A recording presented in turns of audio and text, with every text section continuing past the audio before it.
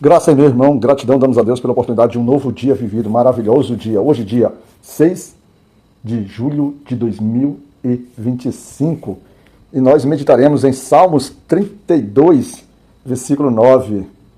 E ele diz o seguinte: Não sejais como o cavalo, nem como a mula, que não tem entendimento, cuja boca precisa de cabresto e freio, para que se não atirem a ti. Maravilhoso, né? Maravilhoso a gente sempre voltar aqui às instruções do Senhor. Esses salmos, ele começa de uma forma muito interessante, porque ele vai trazer a questão das bens-aventuranças, ou seja, ele vai trazer uma situação em que o homem que é perdoado no Senhor, né? Um homem que é perdoado no Senhor, ele encontra a felicidade, ele encontra a alegria, ele encontra, por exemplo, o prazer, e aí ele exorta e também traz um sinal de exortação desse homem ao arrependimento, ao reconhecimento do seu pecado. E no nosso versículo inicial, o versículo de trabalho, ele tá querendo dizer o seguinte, que inicialmente ele fala sobre uma pessoa que não tem entendimento e sobre sua boca precisa de cabresto e freio para que se não atirem a ti.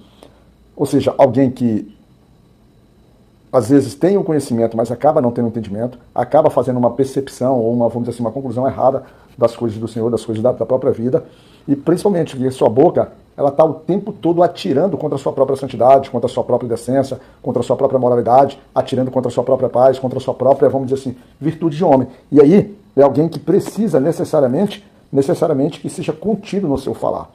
Irmãos, e a gente, quanto ao falar, é um negócio muito, muito, vamos dizer assim, crucial na nossa vida. Eu posso falar sobre isso porque eu sou alguém que, quem me conhece, sabe que eu falo bastante, né?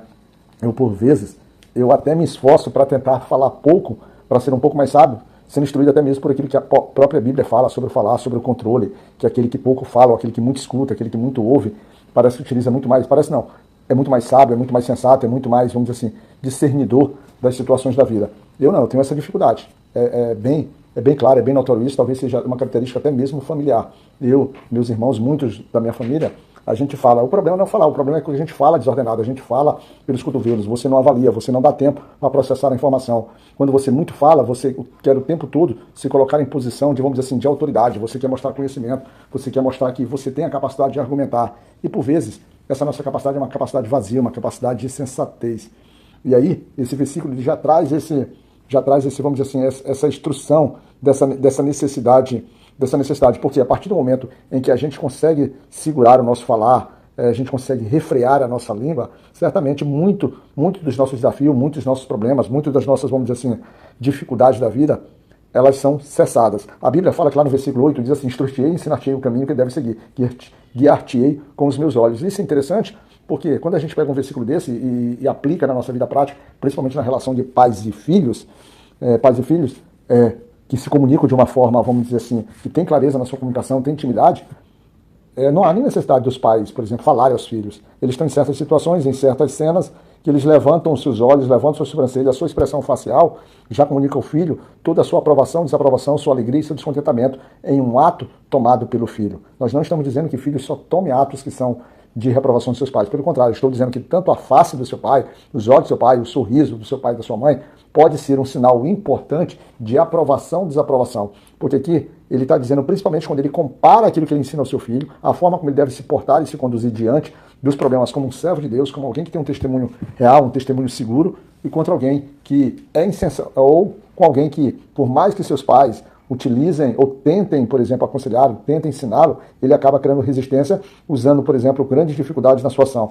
Nesse capítulo, ele começa também falando sobre a questão do arrependimento, porque ele fala assim, no versículo 1, bem-aventurado aquele cuja transgressão é perdoada e cujo pecado é coberto. E quando ele pega esse finalzinho, o pecado é coberto, não é uma ideia da gente cobrir o nosso pecado com nossas mentiras, com as nossas... Não, é uma ideia que o Senhor cobre o nosso pecado com a sua misericórdia, com a sua graça. Ou seja, a gente tem o pecado perdoado porque ele é um pecado confessado diante do Senhor. Ele é um pecado não só confessado, mas ele é um pecado de fato em que a pessoa mostra o seu arrependimento. A pessoa, ela busca se renovo, ela busca se encontrar agora num caminho de fé, num caminho, por exemplo, de construção, de renovo. Nesse mesmo capítulo, quando ele fala assim, ó, no versículo 3, enquanto eu me calei, envelheceram os meus ossos pelo meu bramido em todo dia. E isso é uma coisa que de fato é verdadeira, porque várias vezes, quando a gente tem os nossos pecados ocultos, as nossas dificuldades de falar sobre determinado assunto, principalmente são dificuldades porque a gente tem medo do resultado, a gente quer falar, a gente quer se exprimir, a gente quer se libertar daquilo, mas a gente tem medo do resultado, e por vezes o medo ele não se limita mais em cima da gente. O medo é pelo reflexo, pelo resultado que ele pode aplicar na vida de pessoas, vida de filhos, vida de esposa, vida de família, que às vezes são dependentes de você. E aí você se torna muito mais complexo, porque aí exige uma confiança em um nível de confiança no Senhor, que às vezes está, vamos dizer assim, superando aquilo que você habitualmente.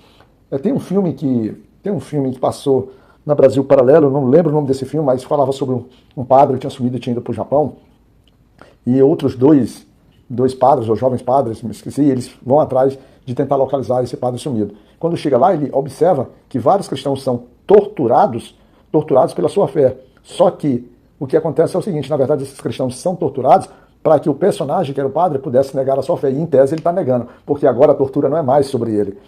Não é mais sobre ele, é sobre o próximo, é sobre alguém que ele quer proteger, é sobre alguém que ele quer amar. Talvez, e aí o inimigo, percebendo isso, em vez de lançar-se sobre ele, lançar sobre a vida dele, torturar ele, ou simplesmente tirar a sua própria vida, não. Ele pega alguém que ele efetivamente se preocupa, alguém que ele evangelizava, alguém que ele estabelecia uma fé cristã, e ele faz o seguinte, os inimigos, olha, negue a sua fé para que aqueles que você quer preservar e quer salvar possam ter direito à vida. É interessante. E esses que estavam morrendo acabavam não querendo que ele negasse. Mas, irmãos, quando vai para esse lado, as coisas se tornam muito mais complexas, muito mais difíceis. Ou seja, talvez esse, que era o padre aí que passou a negar sua fé, talvez agora ele estava negando sua fé muito provavelmente por amor ao próximo, que é uma coisa que Deus nos ensina, que a gente deve ter amor ao próximo, deve suportar ao próximo. Mas é desafiador, é um filme que leva cada indivíduo a refletir até que ponto nós estamos dispostos a viver essa nossa fé cristã, a viver esse amor cristão, a viver essa verdade e essa confiança no Senhor.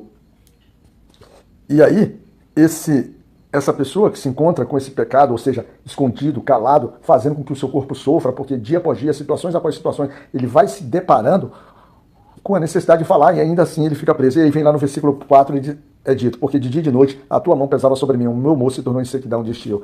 É alguém que vai se tornando, que vai tentando desenvolver sua fé, mas vai viver num sofrimento silencioso, numa angústia. Ele não consegue crescer espiritualmente, ele não consegue se libertar, porque a liberdade vem através da verdade, a liberdade vem através do Senhor, a liberdade vem através da confissão, a liberdade vem através da confiança, vamos dizer assim, inquestionável no poder de Deus e no poder de te restaurar e no poder dele te, vamos dizer assim, te auxiliar nas grandes demandas. O problema é que, por vezes, o irmão, e às vezes também vai acontecer isso, ele confessará, ele falar tudo isso, mas ainda assim o próprio juiz de Deus, que será a sua morte, mas não mais uma morte de pesar, não mais uma morte de condenação, às vezes uma morte porque é causada pelos próprios homens, ou seja, a reparação, o testemunho dele de libertação daquele pecado, daquilo que lhe aprisionava, pode ser ainda maior do que o próprio resultado da morte dele, para que outras pessoas possam entender e possam receber a verdade de Deus para as suas vidas, tá bom? Fica na graça de Deus, Pai Todo-Poderoso, meu irmão, fica, vamos dizer assim, confiante, busca a bem-aventurança.